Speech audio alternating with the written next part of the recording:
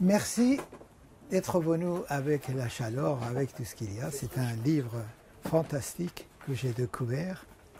Moi, j'avais trouvé un autre livre de Madame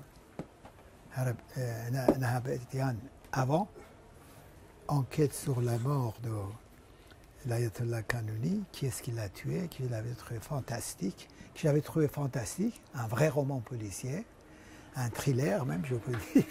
Ouais. Et là, je m'attendais pour voir pourquoi elle n'a pas continué encore à venir en Iran. Et je suis tombé sur un livre fantastique. Je vous laisse le temps de le découvrir, mais je vous dis, c'est un peu des livres, surtout les dernières pages. Moi, je l'ai aimé beaucoup plus. Ouais. Et donc, je vous dis, le principe ici, c'est d'abord vous vous présentez en quelques mots. D'accord. Et après, vous répondez à 2 questions. 2 questions que vous me posez. Non, je vous le pose de maintenant. D'accord.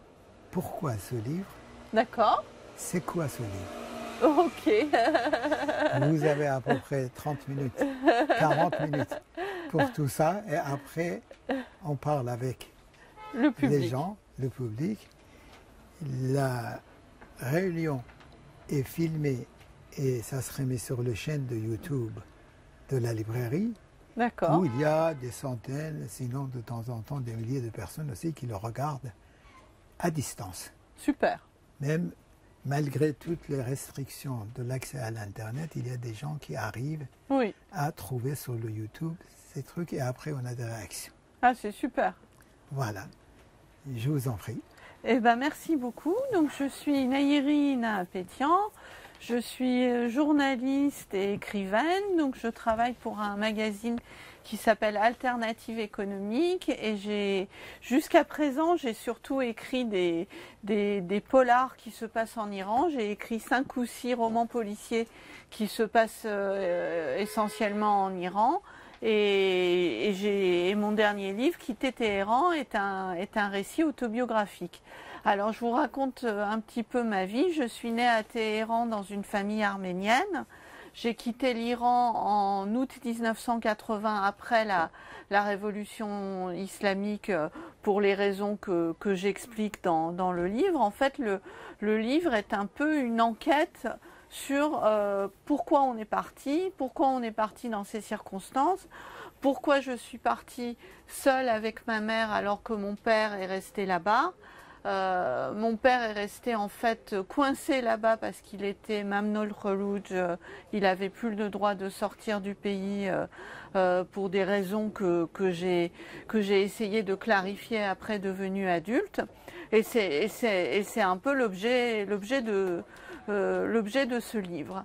Alors avant de répondre aux 2 questions, une petite précision sur mon autobiographie qui est que voilà, que du coup après mon arrivée en France pendant 15 ans, c'était pas trop possible de retourner en Iran. Il y avait la guerre, il y avait la terreur khoméiniste, et puis au début des années 1990, avec le président Rafsanjani, qui est un président étiqueté pragmatique, on a commencé à avoir l'information au sein des exilés iraniens à Paris qu'on pouvait rentrer sans prendre trop de risques en Iran.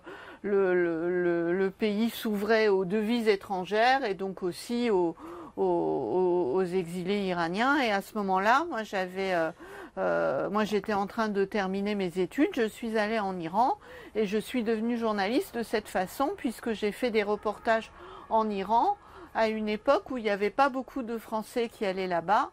Et donc j'ai pu décrire la société iranienne dans mes reportages au public français. J'ai arrêté de faire des reportages réguliers en Iran quand j'ai été embauchée par mon magazine Alternative économique, qui est un magazine où on fait du journalisme derrière son bureau, derrière son ordinateur. On ne fait pas beaucoup de reportages parce qu'on travaille surtout sur des données, on fait surtout de la vulgarisation scientifique. Mais je continue à écrire sur l'Iran pour Alternative économique. Et en fait, quand j'ai été embauchée à Alternative économique, comme j'allais moins souvent en Iran, j'ai éprouvé le besoin d'écrire de la fiction sur l'Iran. Et c'est un peu comme ça que j'ai écrit mes premiers romans, en partant en reportage dans mon imaginaire. Voilà, j'y allais moins souvent, je faisais pas de reportage, mais j'étais à mon bureau et je convoquais mes souvenirs d'Iran, les sensations, les paysages, et j'ai écrit mes romans un peu de cette façon. Alors, pourquoi quitter Téhéran?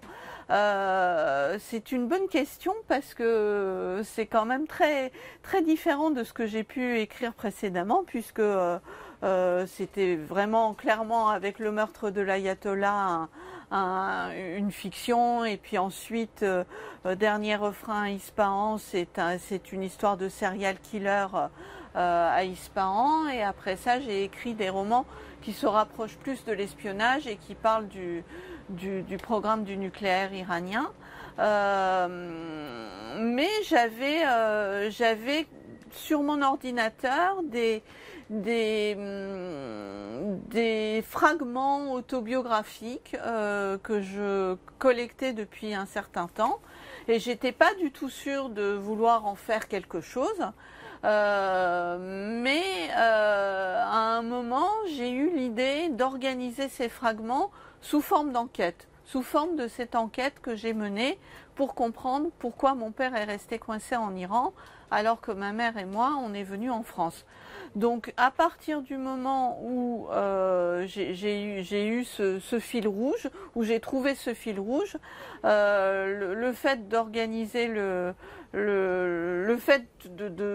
d'organiser ces fragments et de les transformer en livres était beaucoup plus facile. Et puis il y a aussi eu une rencontre avec mon éditrice à Bayard Récits. En fait, une de mes anciennes collègues d'Alternative économique a lancé une collection de littérature du réel au sein des éditions Bayard. Et en discutant avec elle, je lui ai parlé de ce projet, ça l'a intéressée, et donc voilà comment ce livre est né. Alors beaucoup de gens me demandent, est-ce qu'il y a, comme je raconte beaucoup de choses très personnelles, des épisodes qui n'ont pas forcément été faciles dans ma vie, en particulier cette séparation avec mon père, la vie avec ma mère qui était qui a fait le choix de quitter l'Iran, qui ne supportait pas de rester dans un pays où le voile était imposé aux femmes, qui a fait ce choix, mais qui en même temps a été beaucoup dans le regret de ce choix, parce que en quittant l'Iran, elle a quitté son niveau de vie, elle a subi un vrai déclassement, elle s'est retrouvée assez isolée à Paris, puisque la majeure partie de ma famille a plutôt choisi d'aller aux États-Unis. Donc c'est vrai que c'est arrivé en France, c'était pas une période facile. Donc en lisant mon livre, beaucoup de gens m'ont demandé s'il avait eu un effet cathartique. Je dirais pas qu'il a eu un effet cathartique, par contre il a un effet assez curieux, c'est que c'est vrai que je raconte des choses assez intimes, c'est des choses que je raconte souvent, alors pas forcément à mes amis même proches, mais c'est des choses que je raconte plutôt à mes amoureux, et donc du coup c'est un peu comme si tous mes lecteurs étaient mes amoureux, donc c'est assez particulier. Alors c'est quoi ce livre? Il est organisé en deux parties. Il y a une première partie qui raconte vraiment les souvenirs d'enfance, les souvenirs en Iran, et que j'étais pas sûre de retrouver. C'est vrai que quand je me suis mise à l'écriture de ce livre, je me suis demandé si j'allais retrouver beaucoup de souvenirs d'Iran, puisque j'avais 9 ans quand je suis venue en France, donc j'étais quand même assez jeune. Et c'est vrai que à mon ordinateur, assise à mon ordinateur, en cherchant les souvenirs, même pas en cherchant, en laissant venir, j'en ai trouvé quand même pas mal. des souvenirs d'avant la révolution, donc de ce mode de vie qu'on avait en Iran qui était un mode de vie assez privilégié, des souvenirs de la révolution, beaucoup de souvenirs de ma mère pendant la révolution, parce qu'elle vivait très mal la révolution, dès qu'elle pouvait affronter un gardien de la révolution dans la rue, elle le faisait. Donc ça explique aussi pourquoi on est parti. Je pense que c'était dangereux pour elle de rester en Iran, vu sa personnalité. Et puis aussi beaucoup des souvenirs d'exil et d'adolescence de ces premières années à Paris, où on était bercé par tout ce qui se passait en Iran, toutes les horreurs qui avaient lieu en Iran. Puisque, comme je le disais tout à l'heure, c'était vraiment une période de terreur qui a suivi la Révolution. Donc ça, c'est la première partie. Et la deuxième partie, c'est plus une partie centrée sur le retour en Iran. C'est les premiers voyages que j'ai faits en Iran où j'ai pu faire des reportages en tant que journaliste. Et tout au long du livre, aussi bien dans la première partie, les souvenirs d'enfance, que dans la deuxième partie sur mes voyages, je ne suis pas uniquement dans le récit et j'essaye toujours de proposer une analyse. J'essaye de proposer une analyse de la situation que j'ai vécue en venant en France avec mon père en Iran. J'essaye de comprendre. Et dans la deuxième partie, de la même façon, j'essaye de proposer une analyse sur ce que je comprends de ce pays, même si j'en suis éloignée depuis de nombreuses années. Et je partage mes réflexions avec les lecteurs. Alors peut-être que je peux vous préciser une chose, c'est que quand j'ai écrit mes premiers polars iraniens, c'était au moment où l'Iran avait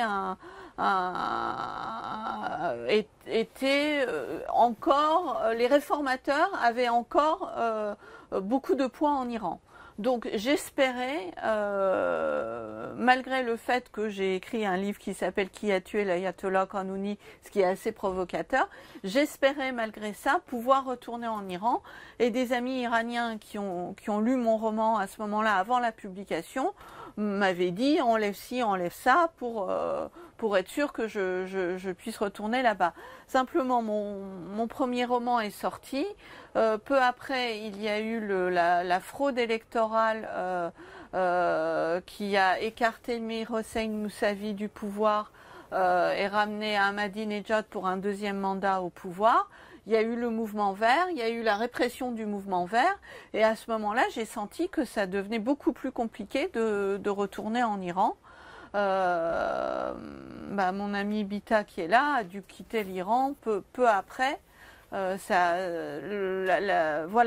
publication de mon premier roman a coïncidé avec une aggravation de la répression en Iran, donc c'est devenu beaucoup plus compliqué pour moi de retourner en Iran.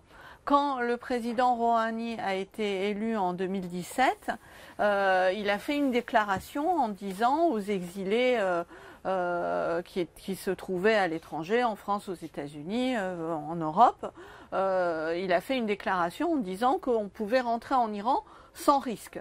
À ce moment-là, je me suis dit c'est une bonne nouvelle. J'en ai parlé à mon fils qui était tout petit. Je lui ai dit c'est super, il n'y a plus ce fou d'Ahmadinejad qui est au pouvoir. On va pouvoir rentrer en Iran. Le nouveau président a dit ça. Mon fils m'a regardé, il m'a dit c'est un piège. Et bon, je pense pas que c'était un piège, mais peu de temps après sa déclaration, il y a un journaliste du Washington Post binational comme moi. Qui a été arrêté, accusé d'espionnage. Et là, je me suis dit, bon, il faut quand même faire attention. Et quand j'ai publié mon troisième roman, qui s'appelle Un agent nommé Parviz et qui est sur le conflit du nucléaire iranien, à ce moment-là, un article est paru sur moi dans Kayhan, disant que j'étais un agent contre-révolutionnaire. Et là, c'est un autre facteur qui m'a fait penser que c'était compliqué pour moi d'aller en Iran. Tout ça pour vous expliquer, pour répondre à la question c'est quoi ce livre, c'est quoi quitter Téhéran, c'est une façon pour moi, malgré le fait que je ne peux pas matériellement retourner en Iran, d'y aller et de rester en lien avec ce pays. Voilà. Voilà, je vais peut-être m'arrêter là pour répondre à vos questions. Donc, votre dernier séjour en Iran, c'était? Oh, c'est vieux. Ça date du début des années 2000. C'était avant. J'ai publié. Avant le renouvellement d'Ahmadinejad. Oui. Ouais. Oui, tout à fait. Pendant son premier mandat. Non, je crois même pas. Non. Khatami. Oui, tout à fait. Donc c'est vrai que j'ai une vision de l'Iran qui est une vision de la période réformatrice. Mais bon, en même temps, je me documente beaucoup et je parle avec beaucoup d'Iraniens qui reviennent. Et ce que je décris dans tous mes livres, c'est l'effet de surprise qu'on a quand on va en Iran, parce que on est confronté à la modernité de la société, à la liberté de parole des Iraniens, au fait qu'ils n'ont pas peur. Et ça, tous les voyageurs, même récents, que ce soit sous les réformateurs ou sous les conservateurs, le ressentent. Quel que soit le degré de répression, cet effet de surprise, il est constant et tout le monde le ressent. Et c'est vrai que en France, on imagine l'Iran comme un pays un peu archaïque, voilà, une république islamique, on se dit que c'est un pays archaïque. Et en fait, l'Iran est un pays très très moderne, les Iraniens sont hyper connectés. Et pendant le mouvement Femmes, Vie, Liberté, on a bien vu que malgré les restrictions d'Internet, il y avait les images qui arrivaient, les gens utilisent des VPN, ils se débrouillent. Ils arrivent à nous faire parvenir les images ici. Alors donc je vous disais que dans ce livre, je partage mes réflexions et mes doutes, et notamment il y a tout un passage sur l'échec des réformateurs. Je me suis beaucoup interrogée là-dessus. Parce que c'est vrai que pendant toute la période, tous mes reportages, tous les voyages que j'ai faits en Iran et tous les reportages que j'y ai faits m'ont confronté aux réformateurs. J'ai rencontré des gens qui voulaient sincèrement instaurer un état de droit en Iran, aller vers la démocratie, en finir avec les violations des droits de l'homme, aller vers une ouverture culturelle. Et donc aujourd'hui, je me demande pourquoi ils ont échoué. C'est vrai que je préférerais 1000 fois que l'Iran se réforme de l'intérieur et change en douceur, plutôt que d'être confronté à un mouvement révolutionnaire qui fait des morts, comme le soulèvement Femmes, Vie, Liberté. On a vu qu'il a été réprimé de manière particulièrement atroce. Donc je partage aussi mes doutes, parce que c'est vrai qu'un des slogans qu'on a entendu pendant le mouvement Femmes, Vie, Liberté, c'était réformateur, conservateur, même combat. Donc les gens sont déçus. Je suis déçue à distance, mais les gens ont été déçus par les réformateurs qui ne sont pas allés au bout de leur projet et qui ont laissé les conservateurs garder les rênes du pouvoir, quoi. Après, les affrontements entre réformateurs et conservateurs ont été très durs, quoi. Il y a quand même beaucoup de gens qui sont allés en prison, qui ont dû quitter le pays. Voilà. Oui. À part le fait que votre père a été Manon Kholout, il n'avait pas d'autres problèmes là-bas? Non. Non, mais c'était très dur parce qu'il était séparé de nous. Il était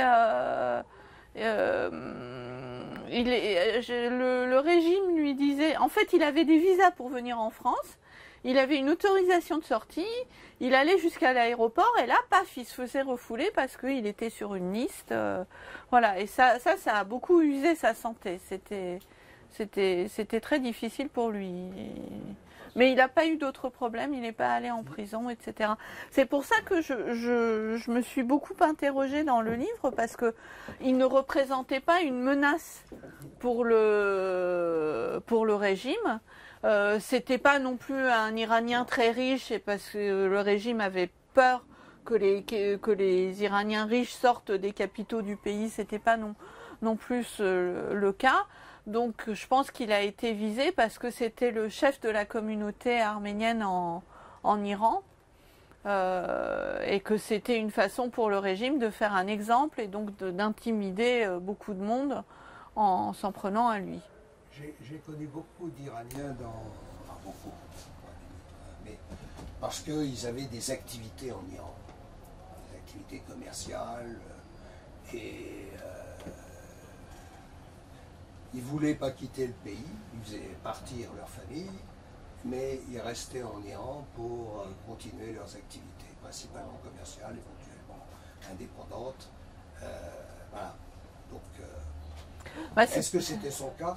Il avait une activité, il était simplement représentant, enfin simplement, il avait symboliquement une représentation de la communauté arménienne. Oui, il était élu comme représentant de la communauté arménienne, mais il était médecin. Il était médecin et chercheur. Médecin et chercheur.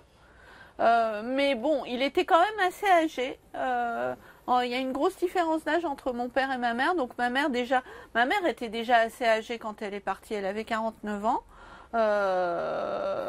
Et mon père, il était beaucoup plus âgé, et je pense que c'était aussi difficile pour lui de partir, parce que en France, il n'aurait pas eu de vie vraiment.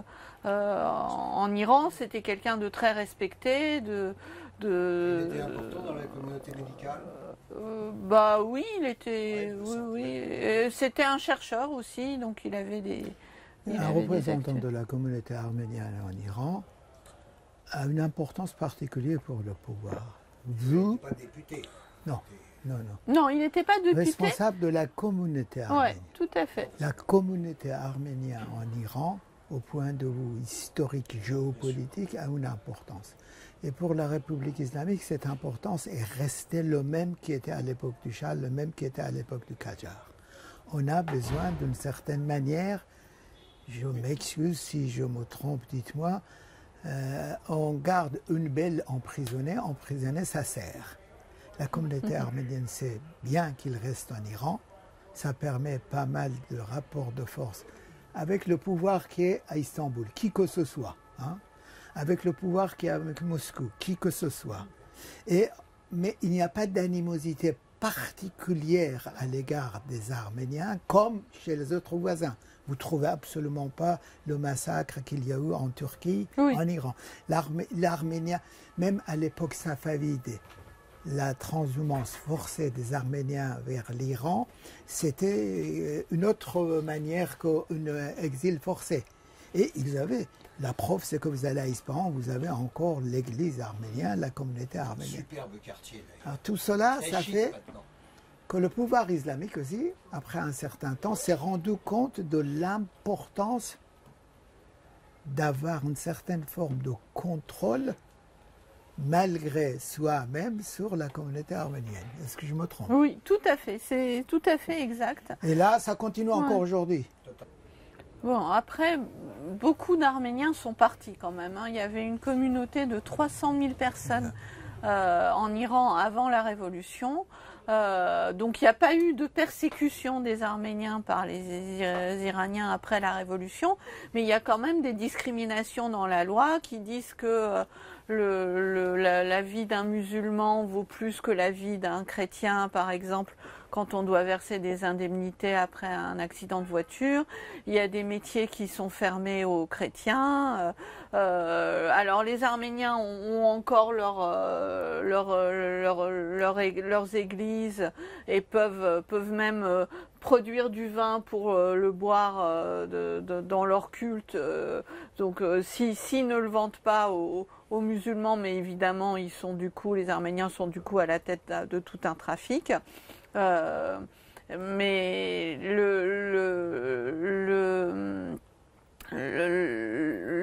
il y a quand même, par rapport à la période du Shah, eu certaines restrictions. C'est-à-dire qu'avant, les Arméniens géraient leurs propres écoles, les écoles arméniennes.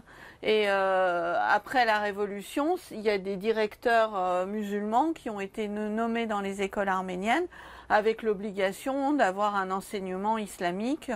Voilà, donc ça explique pourquoi beaucoup d'Arméniens sont partis, puis beaucoup d'Arméniens sont partis aussi parce que le pays est dans une impasse économique, une impasse politique. Ils avaient de la famille souvent aux États-Unis, ailleurs, donc beaucoup d'Arméniens ont quitté l'Iran. Après, il y a un non-dit un peu sur leur nombre parce que on ne connaît pas exactement leur nombre et puis les Arméniens eux-mêmes ne veulent pas avouer qu'ils sont beaucoup moins nombreux que le chiffre officiel parce que c'est ce qui leur permet d'avoir 2 députés au Parlement, le fait de dépasser les 100 000. Je vais vous lire avec beaucoup d'amitié. Vous avez dit que vous adressiez à vos lecteurs maintenant, vous leur disiez des choses que vous disiez à vos amoureux. Je voulais savoir le lien, enfin si c'est pas trop personnel, le lien que vous avez entretenu avec votre père et comment vous lui parliez, puisque finalement vous avez été séparés de lui. Enfance, adolescence, c'était la guerre Iran-Irak, ça devait être très compliqué, donc voilà. Oui, c'était pas facile de garder un lien. Alors je consacre un chapitre notamment aux lettres qu'on s'écrivait.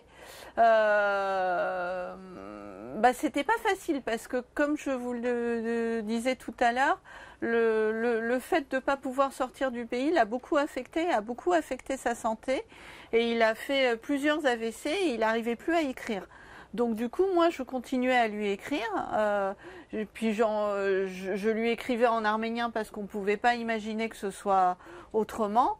Mais lui écrire en arménien, c'était pas facile pour moi parce que moi, du coup, j'étais en France, j'allais dans une école bilingue anglais-français et je pratiquais plus l'arménien. Donc ça créait une barrière. Mais bon, je lui écrivais quand même régulièrement et en même temps, c'était des réponses qui longtemps ont été des lettres qui longtemps sont restées sans réponse puisqu'il pouvait plus écrire. Alors à un moment, il enregistrait des messages qu'il envoyait. Donc du coup, il envoyait des cassettes, mais ça remplaçait pas les lettres. On s'appelait. On s'appelait et puis il y a tout un passage dans le livre où je dis que pour moi le rapport à l'Iran ça a souvent été un rapport au silence parce qu'il y avait un silence très très caractéristique qu'on entendait quand on recevait une appel longue distance. On connaît plus ça aujourd'hui, mais avant que notre interlocuteur puisse parler, il y avait un petit temps et donc là je savais que c'était mon père qui m'appelait et on s'appelait. Après, on s'est retrouvés quand il a pu quitter le pays au bout de 6 ans d'interdiction de sortie. Et c'est vrai. Et on a retrouvé une très bonne relation. Donc je le raconte aussi dans le livre. Mais malheureusement, il n'a pas pu rester en France avec nous et il est parti aux États-Unis auprès de mon demi-frère, de son fils, qui est mon demi-frère. Alors on peut peut-être revenir sur Femme, Vie, Liberté, parce que j'en parle aussi dans mon livre. En fait, ce que je ressens, c'est vrai que quand on va en Iran, on est tellement surpris par la modernité de la société, la liberté de parole des gens, et il y a un tel écart avec les lois archaïques qui règnent sur la société, qu'on se dit que cet écart n'est pas tenable et que le régime islamique ne peut pas durer.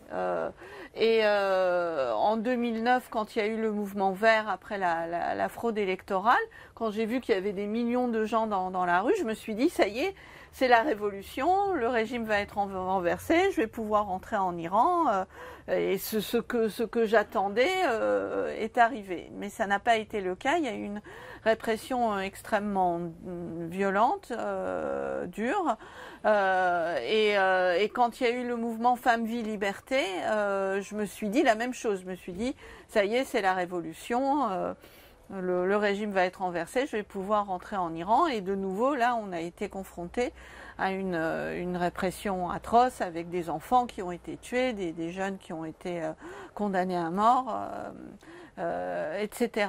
Mais il y a quand même, il me semble qu'il y a quand même une différence entre le mouvement de 2009 et Femmes, Vie, Liberté, qui est que pendant des années, il y a eu des espaces de compromis entre le régime et les Iraniens. Notamment les élections étaient quand même un espace de compromis, puisque pendant les élections, les gens avaient le droit de choisir entre conservateurs et réformateurs. Et là, aux dernières élections en 2020, les élections législatives, et en 2021, les élections présidentielles, il n'y avait plus le choix entre réformateurs et conservateurs. Les Iraniens ne pouvaient plus choisir qu'entre des candidats conservateurs. Évidemment, il y a eu une abstention massive, plus de la moitié du corps électoral. Et ça, donc on a vu un espace de compromis disparaître. Et c'est aussi parce que cet espace de compromis a disparu qu'il y a eu le soulèvement Femmes, Vie, Liberté, qui m'a aussi beaucoup frappée par le fait que en 2009, quand il y a eu le mouvement vert, les femmes, elles portaient des voiles verts de la couleur de Mir Hossein Mousavi, mais elles gardaient le voile, alors que là, elles refusent le voile, elles l'enlèvent, elles le brûlent, elles le font tournoyer autour de leur tête. Voilà, on a vu que on a vu qu'il y avait et puis les slogans, c'était à bas le dictateur. On sent une volonté vraiment farouche d'en finir avec le régime. Et même si le mouvement a été réprimé, ce que j'entends, c'est que aujourd'hui, beaucoup de femmes ne mettent plus le voile dans la rue. Et vous avez vu, est-ce que vous avez vu les vidéos des jeunes qui tapent les turbans des mollahs et qui les font tomber? Vous avez vu ça? Et il paraît que les mollahs n'osent plus porter leurs turbans dans les rues de Téhéran. Donc il y a quand même quelque chose qui a changé. Mais elles sont très courageuses, hein, parce que le régime essaye de réprimer, essaye de les forcer à porter le voile. Les commerçants qui accueillent des femmes qui ne sont pas voilées voient leur commerce fermé. Après, pourquoi, pour compléter ce que vous disiez sur pourquoi le régime dure malgré ça, tout ce que vous avez dit est très juste. J'ajouterais qu'ils sont aussi très déterminés, prêts à verser le sang, et qui sont aussi très riches grâce à la rente pétrolière. Donc ça fait ce qui explique aussi pourquoi ils sont aussi déterminés, parce qu'ils ne veulent pas lâcher la rente pétrolière. Ouais. Dans ce livre, il y a une chose que j'ai beaucoup aimée, entre le voyage et le va-et-vient en Iran. Nairi, je arrive à montrer ce développement de cette classe moyenne. La modernisation est portée par la classe moyenne, qui n'a pas une signification seulement économique, qui est culturelle. Son espace culturel est beaucoup plus vaste que sa puissance économique. Tout à fait. Et ça traverse tout le pays. Cette classe moyenne modernisée, à mon avis, il est en train de devenir apte pour bouffer de moullah comme de nougat. Et les subventions ont beaucoup baissé. Et en bouffera. Ouais. Donnez le temps au temps. Ouais. Ne le précipitez pas avec les visiteurs de soir. Ouais. Une question sur la culture en Iran, le cinéma, la chanson. Qu'est-ce que tu penses de ce qui se passe, et est-ce que ça a plutôt régressé? À une époque, il y avait un cinéma iranien très fort. Il y a encore, il y a eu la loi de Téhéran, qui a été un gros succès en Iran même. Après, je ne sais pas si le film suivant de ce réalisateur, Leila et ses frères, est-ce que ça a été diffusé en Iran? Il y a une critique sociale très forte. Hein. Et les films iraniens sortent bien en Iran? Est-ce qu'il y a un cinéma dynamique en Iran? Oui, tout à fait. Ouais. Mais en même temps, les réalisateurs sont réprimés. Donc c'est paradoxal.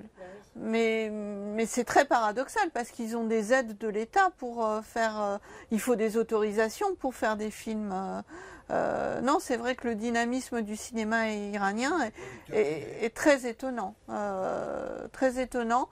C'est un héritage du Shah quand même, parce que l'industrie a commencé à être construite sous le Shah. Il y a eu une floraison pendant les réformateurs, Khatami, etc. Même s'il y avait encore de la censure et des interdits. Aujourd'hui, je suis étonnée parce qu'il y a encore des films qui se font et qui sortent malgré la répression. Si les politiques ne peuvent plus être... Enfin, si il n'y a que les conservateurs, est-ce qu'on peut attendre du monde de la culture quelque chose, une voie de contestation? C'est une voie de contestation très fort, ouais. On a vu, comme tu disais, les chansons aussi. Non, c'est une voie de contestation très forte. Sur les chansons, il y en a qui sont obligés. Ouais. Et l'attitude de la communauté internationale par rapport au mouvement Femmes et Liberté, tu penses quoi? C'est compliqué je vois pas ce qu'on aurait pu faire. Je vois pas ce qu'on aurait pu faire parce qu'il faut que de toute manière le changement il doit venir d'Iran. Donc il y a le fils du Shah qui a eu une attitude très œcuménique, qui a réuni beaucoup de gens autour de lui, mais je sais pas quelle est sa popularité sur place. J'ai pas vu beaucoup de slogans qui le réclamaient son retour. Donc c'est pour ça que le Femmes et Liberté n'aboutit pas non plus, c'est que à l'intérieur du pays il n'y a pas d'alternative politique mais l'alternative politique ne peut venir que de l'intérieur. Après, sur les effets de l'embargo, l'embargo iranien a de fait retardé le programme nucléaire iranien.